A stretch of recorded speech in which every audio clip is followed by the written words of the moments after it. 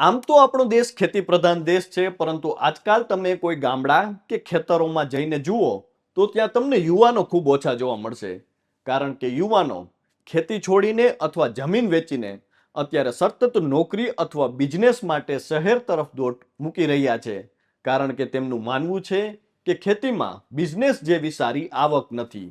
પરંતુ જો ખેતી જ બિઝનેસ બની જાય તો તમે કહેશો શું વાત કરો છો?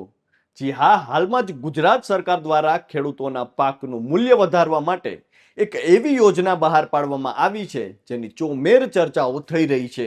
કારણ કે આ યોજના અંતર્ગત ખેડૂતોને 10 લાખ રૂપિયાની સહાય પણ મળશે અને ખેડૂતોના પાકનું મૂલ્ય પણ વધી જશે. તમને થશે કેવી રીતે? તો આવો જાણીએ.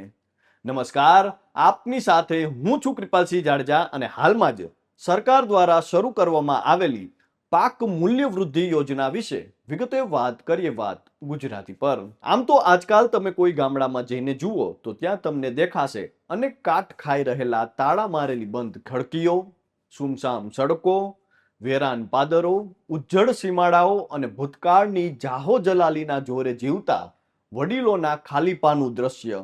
કારણ કે ગામડાઓ હવે સતત ખાલી થઈ રહ્યા છે અને શહેરો ભરાઈ રહ્યા છે.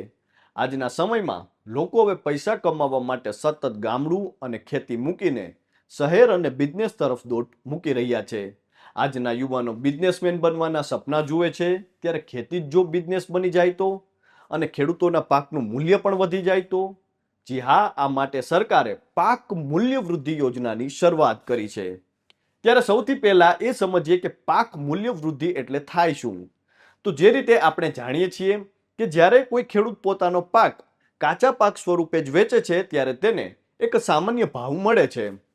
પરંતુ એ જ પાકને સાફ કરી, ગ્રેડિંગ કરી, પ્રોસેસિંગ કરી, પેકિંગ કરી અને ત્યારબાદ બ્રાન્ડિંગ કરીને વેચવામાં આવે તો તેની કિંમત આપોઆપ વધી જાય છે. બસ આ સમગ્ર પ્રક્રિયાને મૂલ્ય વૃદ્ધિ કહેવામાં આવે છે. જેમ કે કોઈ ખેડૂત માત્ર હળદર વેચે તો તેને એક ભાવ મળે, પરંતુ એ જ હળદરનો પાવડર બનાવીને પેકિંગ કરીને વેચે તો તેની કિંમત વધી શકે છે.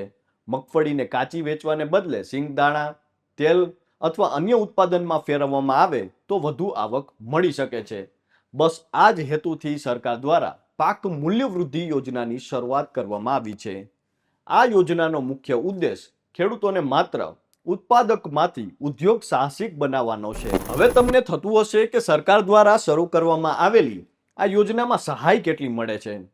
તો આપને જણાવી દઈએ કે આ યોજનામાં તમને કુલ પ્રોજેક્ટ ખર્ચના 50% સબસિડી મળે છે, જેની મહત્તમ મર્યાદા 10 લાખ રૂપિયા સુધીની છે. એટલે કે જો તમે 20 લાખ રૂપિયાનો પ્લાન્ટ નાખો છો તો તેમાં 10 લાખ રૂપિયા સરકાર આપશે. હવે તમે વિચારતા હશો કે આ યોજના અંતર્ગત કઈ કઈ મશીનરી વસાવી શકાય છે. તો આમાં પાક સાફ કરવા માટેના ક્લીનર, કદ પ્રમાણે માલ અલગ કરવા માટેના ગ્રેડિંગ અને સેટિંગ મશીન, માલ સૂકવવા માટેના ડ્રાયર્સ, તેલ કઢાવવા પ્રોસેસિંગ યુનિટ, મસાલા કે અનાજ દળવાની ઘંટીઓ, પલ્વરાઇઝર અને આ બધું પેક કરવા માટેના ઓટોમેટિક પેકિંગ મશીનરી વગેરે મશીનરી છે તમને મળી શકે છે.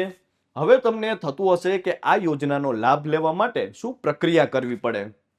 તો આ યોજનાનો લાભ લેવા માટે તમારે ક્યાંય ધક્કા ખાવાની જરૂર નથી, કારણ કે આખી પ્રોસેસ ઓનલાઈન છે. તમારે સરકારના સત્તાવાર આઈ ખેડૂત પોર્ટલ પર જઈને ફોર્મ ભરવાનું રહેશે. અરજી કરવા માટે તમારી પાસે કેટલાક જરૂરી ડોક્યુમેન્ટ્સ હોવા જોશે, જેવા કે આધાર કાર્ડ, જમીનના 7/12 અને 8 આના ઉતારા, બેંક પાસબુકની નકલ. જો જમીનમાં સંયુક્ત નામ હોય તો અન્ય સભ્યોનું સંમતિપત્ર અને તમે જે મશીનરી ખરીદવા માંગો છો તેનું માન્ય ડીલરનું ક્વોટેશન એટલે કે ભાવપત્ર ઓનલાઈન ફોર્મ ભર્યા પછી કૃષિ અધિકારીઓ તમારા કાગળો તપાસશે. મંજૂરી મળ્યા બાદ તમારે મશીનરી ખરીદવાની રહેશે અને અધિકારીઓ રૂબરૂ આવીને વેરિફિકેશન કરી જશે. એટલે સબસિડી સીધી તમારા બેંક ખાતામાં જમા થઈ જશે. અને સૌથી મહત્વની વાત કે આ યોજનાનો લાભ માત્ર વ્યક્તિગત ખેડૂતો જ નહીં, પણ ખેડૂત ઉત્પાદક સંગઠનો એટલે કે એફપીઓસ, સહકારી મંડળીઓ અને મહિલા સખી મંડળો પણ લઈ શકે છે. સરકારનો ઉદ્દેશ એ છે કે આપણા ગામડાના ખેડૂતો માત્ર ખેતી ન કરે પણ પોતાના પાકના પોતે જ બિઝનેસમેન બને. એટલે આ પ્રકારની યોજના બહાર પાડવામાં આવી છે, ત્યારે હાલ તો બસ આટલું જ. ફરી કંઈક આવી જાણીતી વાતોની અજાણી વાતો આપના સુધી પહોંચાડતા રહેશું અને મળતા રહેશું વાત ગુજરાતી પર.